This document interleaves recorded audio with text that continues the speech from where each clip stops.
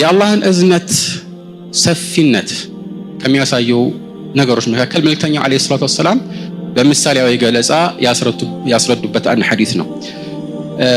አሁንም አልቡኻሪና ሙስሊም በዘገቡት የዑመር ኢብኑ ኸጣብ ሐዲስ ላይ አንድ ጊዜ የምርኮኞች ስብስብ በባርነት የተያዙ ምርኮኞች ስብስብ ወደ መልእክተኛው በመጣበት ጊዜ አንዲት ሴት የሆነ ነገር ታፈላልጋለች እና ለካ የጠፋባትን ልጅ ነው የምታፈላልገው። ሰው ሲተራመስ ልጇ ጠፍቶባት ነው።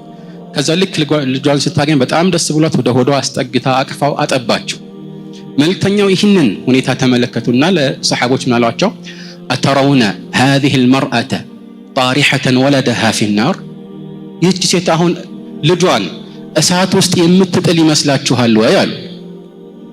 ይህች ሴት በዚህ ሁኔታ ላይ እጅግ የምትራራ ሆና ለልጇ ይህን ያህል ፍቅር ኖራት እሳት ውስጥ ጣይ ብትባል የምትጥል ይመስላችኋል ወይ? በዚህ ጊዜ ሰሐቦች ምን አላቸው? قلنا لا والله وهي تقدر على الا تطرحه። መቼም መጣል እስካልቻለች ድረስ ማለት የሚያስገድዳት የሆነ ነገር ተፈጥሮ እስካልሆነ ድረስ እና አለመጣል እስከቻለች ድረስ ማለት ነው። አለመጣል እስከቻለች ድረስ ይህን አታደርግም አሉ። በዚህ ጊዜ መልእክተኛው አለይሂ ሰላቱ ወሰላም አሉ ለላሁ አርሐሙ ቢዒባዲሂ ሚን هذه بولدها። አላህ ሱብሓነሁ ወተዓላ ለባሪያው ይህቺ እናት ለልጇ ከምታዝነው የበለጠ ያዝናል አሉ።